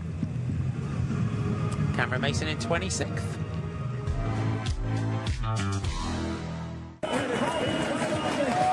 The start of the elite men's race, the anticipation you can see there, Jeremy, but this was really the first killer punch from Mathieu van der Poel straight off the start. As he said, he took a leaf out of the book of Thibaut Del Grosso yesterday. Wout van Aert trying to find his way through the traffic. Yeah, no, had a plan and stuck to it. Toon Aerts, you know, one of the pre-race favorites, definitely going into this on paper, taking over briefly at the front, but then it was not very long before Van der Poel shot off like the Lamborghini that he drives, very quick out of the start, and then continued to build this gap. Right after the first lap, it was, like I called it, pin to pin. Other riders were trying to get there. Laurent Sweck took up the chase. Joris Nieuwenhuis back there. Thibaut Nace. All of the big riders were out in full force, but Wout van Aert, Marty, had a really hard time starting all the way back as far as 40th place to come back to the front eventually here. You could see him kicking the mud out of his pedals, trying to get back up there. Mathieu van der Poel also alluding to that as well. There was the big slice on his shorts, and the mud's really sticky here, trying to get his feet in, makes it up to the front, attacks straight away. This was a moment as well. Nieuwenhuis and Nace going into the pits for a bike change. Wout van Aert didn't look good on his runs today, but Mathieu van der Poel, there were very few errors today. That section, I think, is where he was just taking sort of 4 seconds or so out of other riders. Yeah, definitely. But yeah, Neuvenhuis put up a really strong fight, but you could see this is where Nace taps his rear hip, or somewhere, it may have been the next lap, Nace taps his rear hip, and it's almost like, hey, watch what I'm going to do here. He comes through. He started to really bring the pressure up, giving a lot of lookbacks to Neuvenhuis. Is he responding? Is he responding? He wasn't, and that was kind of the end of Neuvenhuis, but this was the big dog on the day, the king of cross for the moment, and has been for many years. Mathieu van der Poel taking out this big victory here in France. He takes the win. Hats off from Wout van Aert, the sign of respect from his big rival. And Thibaut Nace will head to the road season for him. Little shake of the head there from Mathieu.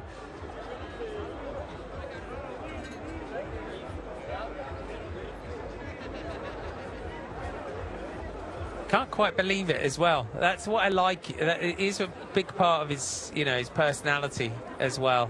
Is, he is very humble in given the sort of way he exists in the stratosphere of cycling. Yeah, no, he's a special breed, man. He's a special breed.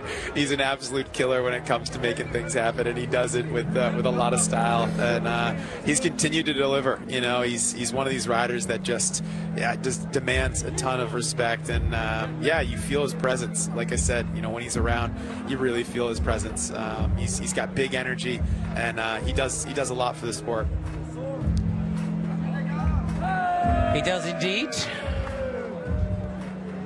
Stay with us. There he is. The ceremony. The owner of Albus and de Koenig, Philip Rudhoff, there, just giving Van der Poel a big hug and yeah, big congrats. His mom, his girlfriend was out. This is the brother of Rudhoff, Christoph, giving a big hug to Van der Poel. So these guys are the team that are behind the big rider in Mathieu van der Poel. And you've got to kind of take your hats off to them, really, haven't you? Because there's Tibor. Yep. Tibor Del Grosso had his sign made. I love that he made a sign for Mathieu. These guys might be brothers from another in this way. Yeah, it is brilliant. It's really good to see. I love that. I love seeing that kind of friendship, camaraderie. Yeah, it's awesome. So this is good. This is good. But yeah, he's doing everything as expected. And these guys come out. Everything's kind of down to the T. They don't miss a beat with Van der Poel. When he comes in, he's got a place to park his car. When he gets on the bus, he's got his stuff in the right place. Like, this is a well-oiled machine with those guys. Yeah, and as I said, he could potentially go to 8 next year with a win in Hulst. That's where we're going next year in the Cyclo-Cross World Championships in the Netherlands. It'll be exciting for sure. Netherlands definitely knows how to turn out a crowd. They do indeed. Oh, Wiku Ha from Glasgow Super Worlds in 2023.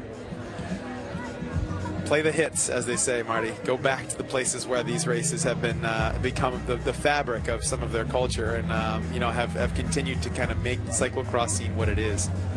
Yeah, we're going to go to Ostende in Belgium 2027, and then back to the Netherlands to Hoogerheide in 2028, apparently.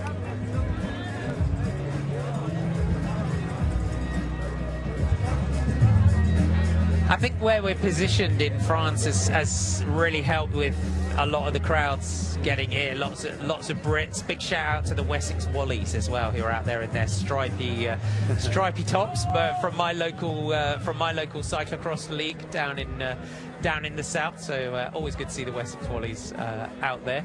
But the big fans always out. I think it has been really a great position. And France always delivers such a great event as well, especially in these sort of big championships. Yeah, you love that. You know, I think it's a good position too. It's up near the coast where you can take the tunnel or the channel or the underground train, or take a small flight over. It's near Hoogerheide, where there's some of the most historic racing. It's just off of West Flanders, you know, in this area. So a lot, you know, it's driving distance for a lot of people.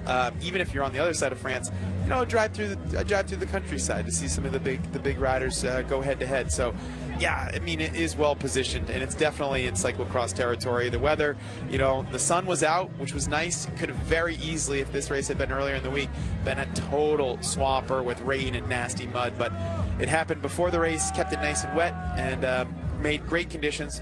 But the sun shined, even though the temperatures were cool. And Eurosport through the winter, right up to the X2O conclusion in the Brussels Unicross on the 16th of February. So still plenty of races to come. Yeah, very shortly here we'll be getting the podium ceremony from the race, and probably a little bit more a highlight. But you know, hearing from Van der Poel, I just go back to the planning. You know, Marty, that was like a big part of this. I think is he also asked for more tire pressure, which, you know, I was hearing that the riders were asking for super low tire pressures, which I'm sure is what he started with. But after you get a flat at a championship, you realize, like, hey, 1 or 2 more pounds of pressure, or a little bit more, you know, sometimes we call him a click or two, you know, to his team, and asking him to bring it up. Not surprised, just because if he felt confident enough on, you know, whatever, 13 PSI, okay, let's bring it up to 14 and a half, and just be a little bit safer. He was railing a lot of the ruts. He was driving really fast. I mean, the thing is you can do a lot of this with power, but also the panache and the technique that he was riding the course with, that is a big part of it as well, because this is a very iced up, glazy, kind of mud laden, top layer snot course, and he did a good job with it. He certainly did. It's on to the podium, and the 3 big names here. The fans are singing. Voici la cérémonie protocolaire des championnats du monde de cyclo-cross UCI 2025. Expect to see some battles between these 3 on the road this season. That's quite a prospect, isn't it, as well, with Thibaut doing more on the road with Lidl Trek this year. I think so. You know, he seems the heir apparent to be part of this battle, as we get Katarina Nash is now the UCI vice president. It's cool to see that after such a strong career as one of the top riders, she's been able to make her way up in this org, and very cool. What a great person, and absolutely phenomenal cyclist. But just couldn't find a better person out there, Katarina. So happy for her. Yeah, definitely. Cycling Federation. À la 3e place, médaille de bronze représentant la Belgique. In third place and winner of the bronze medal representing Belgium, Thibaut Nys. Thibaut Nys is your bronze medalist from Belgium. Katarina Nash taking a bronze medal in the World Championship Cyclo-Cross in St. Wendel in 2011. See her presenting the medals. Winner of the silver medal, also representing Belgium, Wout van Aert. Wout van Aert is your silver medalist. What a charge and what a race he put in today. It was gutsy. It was a gutsy Wout van Aert ride today. Definitely was, yeah, really good. But yeah, he's come out of this one with a good silver medal, and you know, as he marches towards his road season, I think this is like they were talking about, really good momentum for him. It's a show of confidence, and he's, you know, kind of put down a stake here as like this is the starting point. He's got a little bit more to go after that big crash at the Vuelta, like we talked about. But this is good. A second at the World Championships for Wout van Aert, although he would have loved to have been a winner today. This is still a very strong ride. Mathieu van der Poel, for the 7th time in his career, is the elite men's UCI Cyclo-Cross World Champion. He's one of those riders. It'd be weird seeing him out of the rainbow jersey now, isn't it? Yeah, he does. Yeah. I don't know how many jerseys Van der Poel has on his wall, but definitely the world champ jersey, probably from the road race, and probably some of these more medal-winning races is going to be what's up there. But yeah, this is the very familiar sight. Current gravel world champion as well is Mathieu Van der Poel. We would like to invite Mr. Michel Calot, the president of the French Cycling Federation, to present the flowers. We know the draw of going 8 is going to be too much for him, isn't it, next winter, to do it in Hulst in front of a home crowd. Yeah, for sure. Mesdames et messieurs, votre attention, s'il vous plaît. Let's have the national anthem of the Netherlands. Nous vous présentons l'hymne national des Pays-Bas. Ladies and gentlemen, in honor of our new UCI World Champion, we present the national anthem of the Netherlands.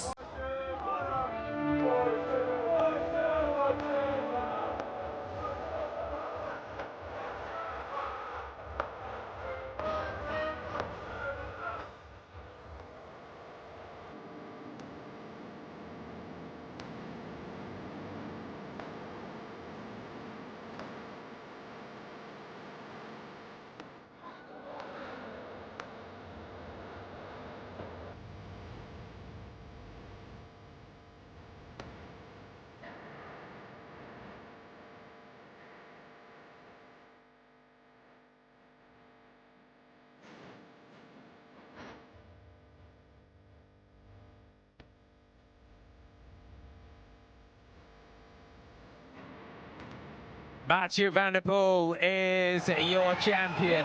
We first saw him as a junior in 2012 take gold in Cobertura. He followed it up in Louisville, Kentucky with a gold there.